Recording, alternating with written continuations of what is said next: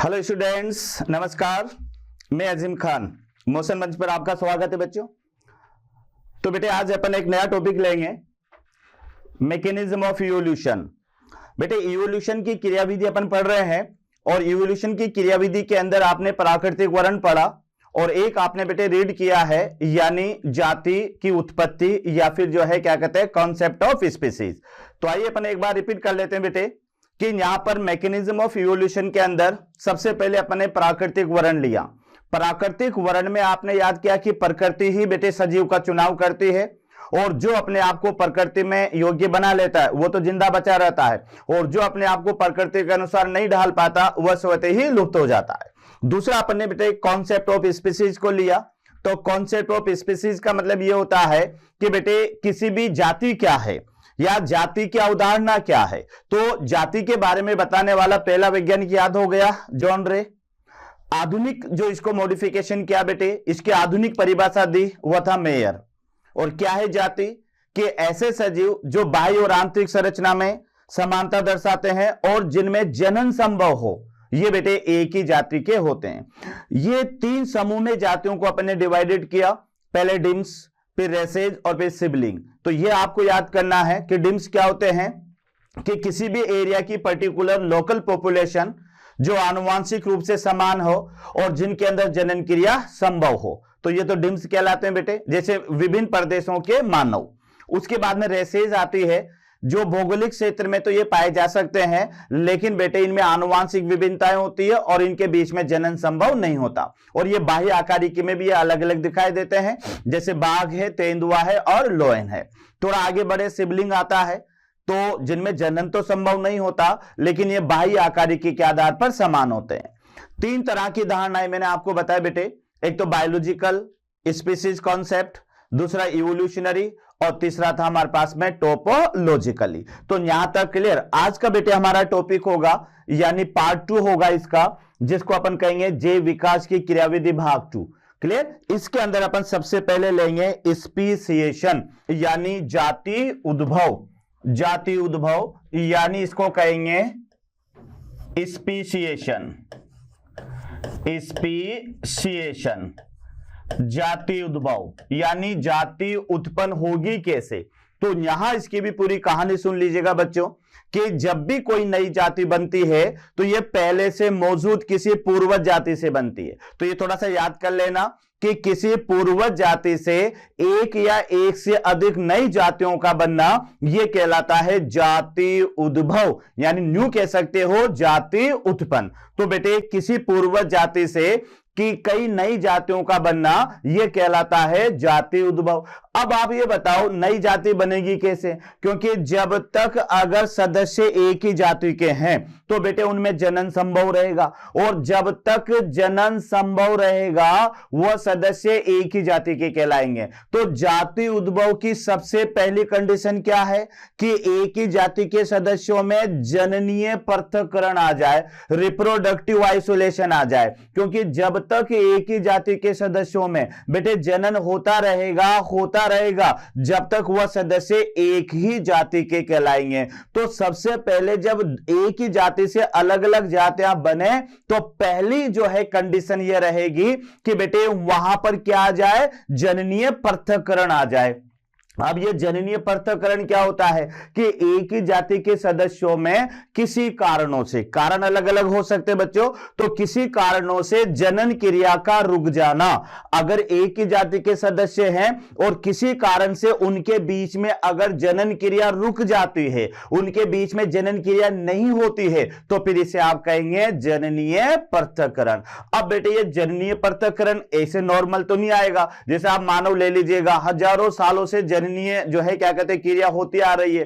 कोई ऐसा नहीं है कि किसी देश का मानव किसी और देश के मानव के बीच में जननीय पृथक्करण आ गया हो या जनन क्रिया संभव नहीं हो। तो बेटे जब तक जनन क्रिया संभव रहेगी जब तक प्रत्येक जाति एक ही सदस्य एक ही जाति के रूप में बनी रहेगी। तो जननीय पृथक्करण बहुत आवश्यक है नई जातियों की उत्पत्ति के लिए। और ये जो जननीय पृथक्करण होता है या तो कोई बड़ा भौगोलिक बाधा आ जाए, जिसको जियोलॉजिकल आइसोलेशन कहेंगे, या फिर शरीर में कुछ ऐसे कार्य की बदलाव आ जाए जिसके कारण सदस्य आपस में जनन करने या जनन संभव नहीं हो पाए। अब भौगोलिक पृथक्करण में बड़ा पहाड़ भी हो सकता है, बड़ा समुद्र भी हो सकता है, बड़ा रेगिस्तान भी हो सकता है। और जननीय जो बेटे दूसरा शारीरिक कार्य की बदलाव है शरीर के अंदर, तो उसमें कोई गुणसूत्रीय विकार आ सकता है, या पॉलीप्लोइडी हो सकती है, या फिर जो है सिंड्रोम हो सकता है। तो इन सब कारणों से बेटे यहां पर जननीय पृथक्करण हो सकता है। और इस जननीय पृथक्करण के आधार पर ये जो स्पीशिएशन है, जो जाति उद्भव है, इसके 4 प्रकार में बताऊंगा।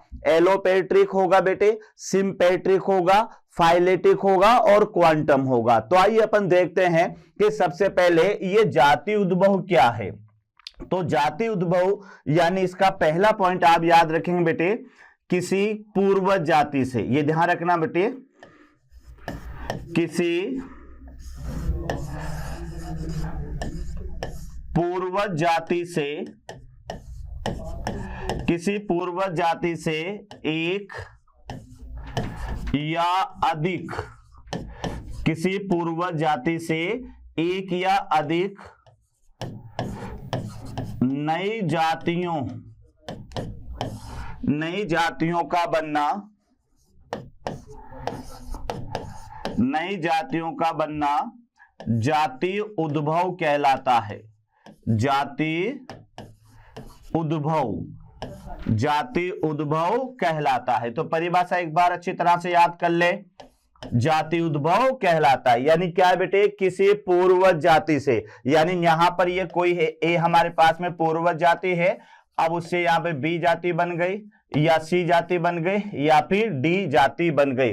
तो इस तरह से आपको याद रखना है कि किसी पूर्वज जाति से एक या अधिक नई जातियों का बनना यह कहलाता है जाति उद्भव। तो जाति उद्भव क्लियर हो गया बेटे, है ना। किसी पूर्वज जाति से एक या अधिक नई जातियों का बनना यह जाति उद्भव कहलाता है। लेकिन मैंने आपसे क्या कहा कि जब तक एक ही जाति के सदस्यों में अगर जनन क्रिया संभव होती रहेगी, जब तक वह सदस्य नई जाति में परिवर्तित नहीं होंगे, तो जाति उद्भव के लिए क्या जरूरी है, तो यहां पर याद रखना, यानी जाति उद्भव, जाति उद्भव के लिए, जाति उद्भव के लिए जननीय पृथक्करण, ये याद रखना बेटे, जननीय पृथक्करण, यानी इसे आप कहोगे रिप्रोडक्टिव आइसोलेशन, इसे आप कहोगे रिप्रोडक्टिव आइसोलेशन। रिप्रोडक्टिव आइसोलेशन आवश्यक होता है, आवश्यक होता है। तो ये आपको याद रखना है कि अगर जाति उद्भव हो तो जाति उद्भव के लिए बच्चों याद रखना कि आवश्यक होता है जननीय पृथक्करण, जिसको आप कह सकते हो रिप्रोडक्टिव आइसोलेशन, यानी जननीय पृथक्करण आवश्यक होता है। और जननीय पृथक्करण क्या होता है बेटे, कि एक ही जाति के सदस्यों में, एक ही जाति, ये याद रखना बेटे, एक ही जाति के सदस्यों में किसी कारण से, कारण मैं आगे बताऊंगा, सदस्यों में किसी कारण से, किसी कारण से जनन क्रिया का रुक जाना, किसी कारण से जनन क्रिया का रुक जाना, जनन क्रिया का रुक जाना जननीय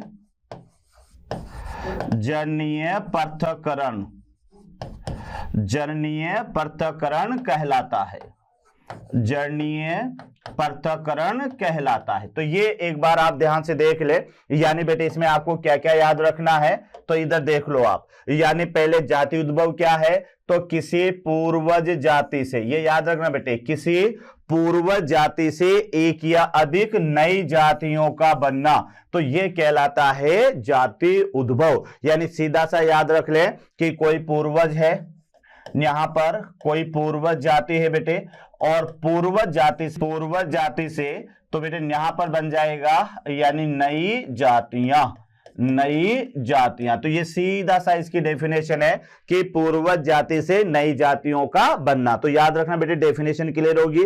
लेकिन फिर मैंने आपको समझाया कि जब तक बेटे जाति के सदस्यों में जनन क्रिया होती रहेगी, जब तक वह नई जाति में विकसित नहीं होंगे, ये ध्यान रखना। तो सबसे पहले नई जातियों की उत्पत्ति में क्या आवश्यक है कि पहले एक ही जाति के सदस्यों में जननीय पृथक्करण आ जाए, कि जिनके बीच में जनन रुक जाए। तो बेटे याद रखना कि जाति उद्भव के लिए क्या आवश्यक रहेगा? जननीय पृथक्करण की आवश्यकता होगी। और जननीय पृथक्करण क्या होगा कि एक ही जाति के सदस्यों के बीच में जनन क्रिया का रुक जाना यह कहलाता है जननीय पृथक्करण। तो क्या क्या याद हुआ कि जाति उद्भव के लिए जननीय पृथक्करण है। और जननीय पृथक्करण क्या होता है बेटे? एक ही जाति के सदस्यों में किसी कारण से, कारण मैं अभी बताऊंगा, किसी कारण से जनन क्रिया का रुक जाना यह कहलाता है जननीय पृथक्करण। आगे बढ़ते हैं अपन। जननीय पृथक्करण में कौन कौन किस कारण से जो है बेटे ये रुकता है। तो यहां पर आप याद रख लीजिएगा कि जो जननीय पृथक्करण है,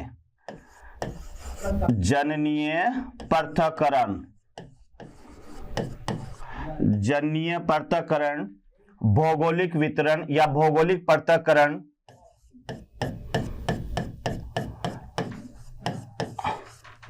भौगोलिक पृथक्करण इसको कहोगे बेटे जियोलॉजिकल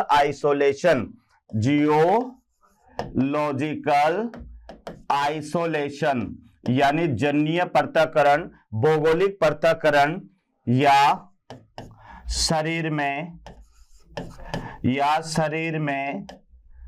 परिवर्तन के कारण उत्पन्न होता है। शरीर में परिवर्तन के कारण उत्पन्न होता है।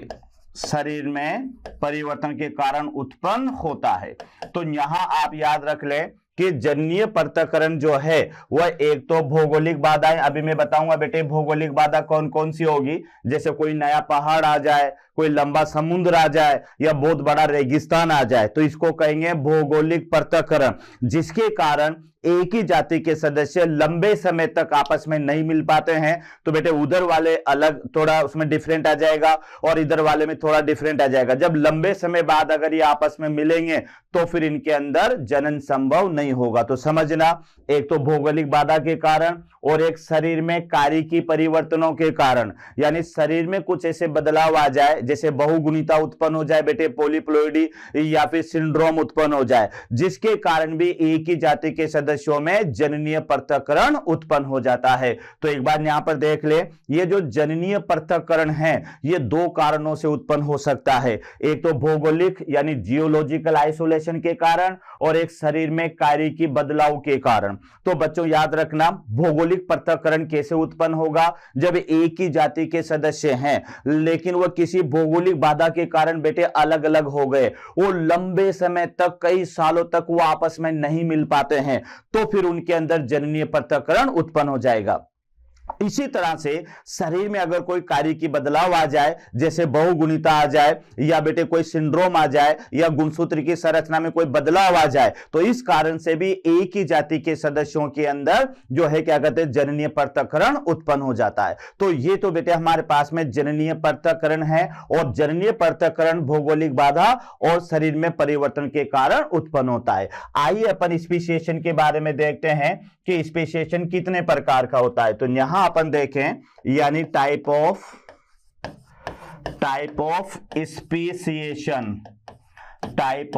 स्पेसिएशन यानी जाति उद्भव के प्रकार। तो मैंने आपसे कहा था बेटे कि जाति उद्भव को अपन चार भागों में बांटेंगे। तो मेरा पहला प्रकार होगा एलोपेट्रिक स्पेसिएशन, यानी एलोपेट्रिक स्पेसिएशन को आप कह सकते हो यानी भिन्न, ये याद रखना बेटे, भिन्न देशीय जाति उद्भव। अब आप देखो कि ये एलोपेट्रिक जाति उद्भव क्या होता है, बहुत इंपॉर्टेंट है, आपको याद रखना है। तो याद रखना बेटे कि भिन्न देशीय एलोपेट्रिक, तो ये जो जाति उद्भव है ये किसी भौगोलिक पृथक्करण के कारण उत्पन्न होगा। तो यहां आप लिख सकते हैं इसका पहला पॉइंट, किसी भौगोलिक, ये याद रखना बेटे, किसी भौगोलिक पृथक्करण,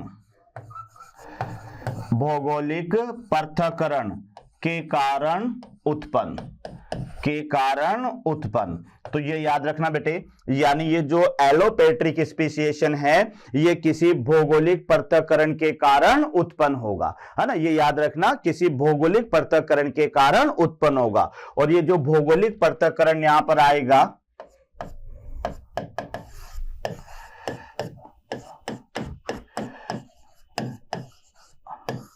भौगोलिक पृथक्करण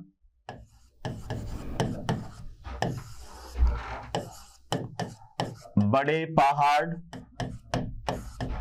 लंबा रेगिस्तान,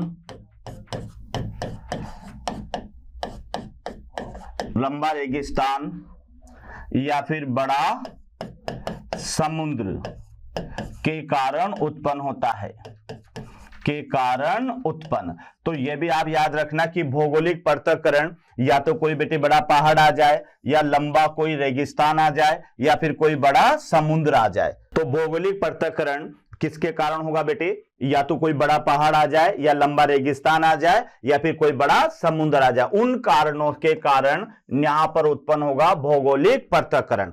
और इसमें आपको याद रखना है कि भौगोलिक पृथक्करण के कारण, ये याद रखना बेटे, भौगोलिक, बहुत इंपॉर्टेंट है, भौगोलिक पृथक्करण, भौगोलिक पृथक्करण के कारण उत्पन्न जातियां, भौगोलिक पृथक्करण के कारण उत्पन्न जातियां एलोपेट्रिक जातियां कहलाती है, एलोपेट्रिक जातियां कहलाती है। तो ये थोड़ा सा याद रखना कि भौगोलिक पृथक्करण के कारण जो जातियां बेटे उत्पन्न होगी वह एलोपेट्रिक जातियां कहलाती है। तो ये थोड़ा सा आप याद रखें, एलोपेट्रिक जातियां कहलाती है। तो याद रखो कि अपन जाति उद्भव का पहला पॉइंट अपन पढ़ रहे हैं वह है एलोपेट्रिक जाति उद्भव। तो बेटे एलोपेट्रिक जो जाति उद्भव है ये भौगोलिक पृथक्करण के कारण उत्पन्न होता है। और ये जो भौगोलिक पृथक्करण है ये बड़ा रेगिस्तान या कोई भौगोलिक बाधा आ जाए, यानी भौगोलिक पृथक्करण क्या है, एक भौगोलिक बाधा है बेटे, जिसमें बड़ा रेगिस्तान हो सकता है, बहुत बड़ा समुद्र हो सकता है, या फिर बहुत बड़ा पहाड़ हो सकता है। तो इन भौगोलिक बाधाओं के कारण जब एक जाति के सदस्य बेटे अलग अलग हो जाते हैं और लंबे समय तक जब ये आपस में नहीं मिल पाते हैं तो फिर क्या होगा, जब ये लंबे समय बाद में जब मिलेंगे तो फिर इनमें जनन संभव नहीं होगा। तो भौगोलिक बाधा के कारण जो जननीय पृथक्करण उत्पन्न होता है और इस भौगोलिक बाधा से जो जातियां उत्पन्न होगी वह जातियां कहलाती है एलोपेट्रिक जातियां। और इन एलोपेट्रिक जातियों के अंदर एग्जाम्पल पहला तो याद रखना बेटे, इसके अंदर आपको याद रखना है डार्विन के फिंचे, एक जाति तो आपको याद रखनी है यानी डार्विन के फिंचे, ये तो नंबर 1। दूसरी जाति बेटे आपको याद रखनी है, तो दूसरी जाति यहां पर है यानी फेफड़ा मछलियां, फेफड़ा मछलियां, फेफड़ा मछलियां। बेटे फेफड़ा मछलियों के नाम सुने हो आपने, तो प्रोटोप्टेरस, लेपिडोसाइरेन और नियोसेरेटेडस। ये मछलियां कोई तो ऑस्ट्रेलियन लंग फिश है, एक अमेरिकन लंग फिश है और एक जो है क्या कहते हैं अफ्रीकन लंग फिश है। ये फेफड़ा मछलियां पहले एक ही महाद्वीप में पाई जाती थी, लेकिन बेटे इन्होंने इतनी भौगोलिक दूरी तय कर ली कि ये लंबे समय तक आपस में नहीं मिल पाए, तो फिर ये वहां पर अलग अलग जाति के रूप में विकसित हो गई। तो ये आपको याद रखना है। और एक इसमें तीसरा उदाहरण जो आपको याद रखना है ये है मार्सुपियल, यानी मार्सुपियल जंतु। तीसरा उदाहरण इसमें याद रखना, तो ये उदाहरण है बेटे मार्सुपियल जंतु। तो यहां आप देख लें कि ये तो था हमारे पास में एलोपेट्रिक, और एलोपेट्रिक जातियां के उदाहरण हैं डार्विन के फिंचे, मार्सुपियल जंतु और फेफड़ा मछलियां। तो ये थोड़ा सा याद रखना बेटे, फेफड़ा मछलियां। तो ये पहला जाति उद्भव था जिसका नाम है स्पीशिएशन यानी एलोपेट्रिक स्पीशिएशन। यहां तक क्लियर। अब अपन दूसरे नंबर पर चलते हैं। तो दूसरे नंबर का जो जाति उद्भव रहेगा हमारे पास में वह रहेगा नंबर 2, और इस नंबर 2 का नाम है सिंपैट्रिक स्पीशिएशन। सिंपैट्रिक स्पीशिएशन यानी इसे आप कह सकते हो एक दिशीय या एक देशीय जाति उद्भव। तो ये आपको याद रखना है। दूसरे नंबर का है बेटे सिंपैट्रिक जाति उद्भव। अब ये जो सिंपैट्रिक है ये क्या है? तो इसका पहला पॉइंट मैं आपको बता रहा हूं कि किसी शरीर में कार्य की बदलाव के कारण अगर जननीय पृथक्करण होता है तो उसे सिंपैट्रिक स्पीशिएशन कहेंगे। तो यहां पर आप याद रख लें, शरीर में कार्य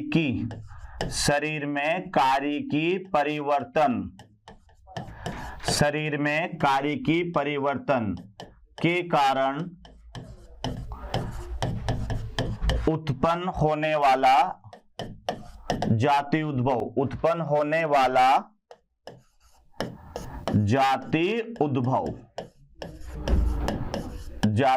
उद्भव। तो ये थोड़ा सा याद रख लें, यानी शरीर में कार्य की परिवर्तन, ये वर्ड याद रखना बेटे, शरीर में कार्य की परिवर्तन के कारण उत्पन्न होने वाला जाति उद्भव। और ये जो कार्य की परिवर्तन है, शरीर में कार्य की परिवर्तन, ये कार्य की परिवर्तन कैसे उत्पन्न होंगे ये भी अपन देख लेते हैं।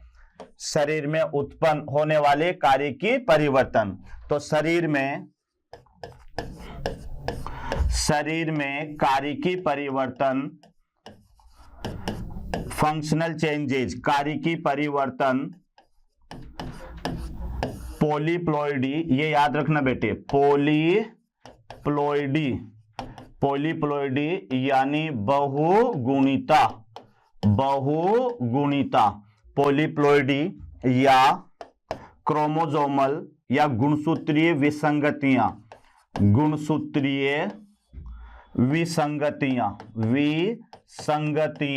बेटे, इन्हें आप कहोगे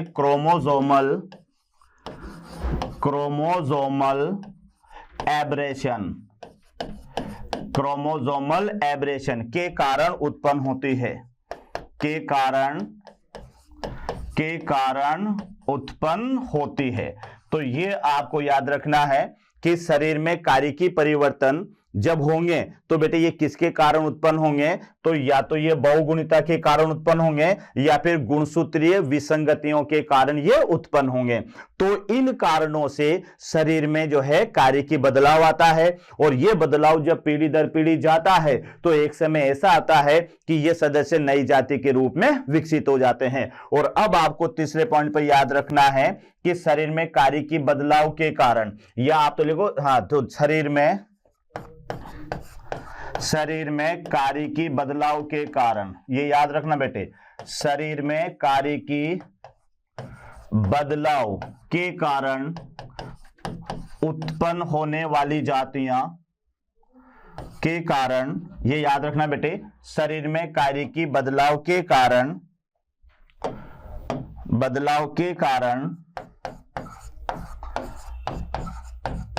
उत्पन्न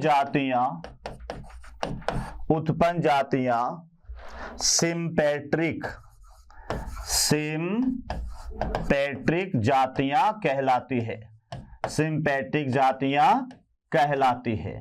तो ये थोड़ा सा याद रखना, सिंपैट्रिक जातियां। ये क्वेश्चन कई बार आ जाता है कि एलोपेट्रिक जाति क्या है और सिंपैट्रिक जाति क्या है। तो यहां आप देख लें बेटे कि ये जो सिंपैट्रिक स्पीशिएशन है ये किसके कारण उत्पन्न हुआ? तो ये शरीर में कार्य की बदलाव के कारण उत्पन्न हुआ। और शरीर में कार्य की बदलाव किसके कारण आया? तो बेटे याद रखना, या तो पॉलीप्लॉइडी के कारण आएगा या फिर गुणसूत्रीय असंगतियों के कारण यह बदलाव आएगा। और इन कार्य की बदलाव के कारण जो नई जातियां बनेगी ये जातियां कहलाती है बेटे सिंपैट्रिक जातियां। तो वर्ड याद करना बेटे, ये जातियां कहलाती है सिंपैट्रिक जातियां, और ये जातियां अधिकतर जंतुओं में नहीं पाई जाती बेटे, ये जातियां मुख्यतः पादपों में पाई जाती है। तो इसके एग्जाम्पल में आप याद रख सकते हैं, यानी गेहूं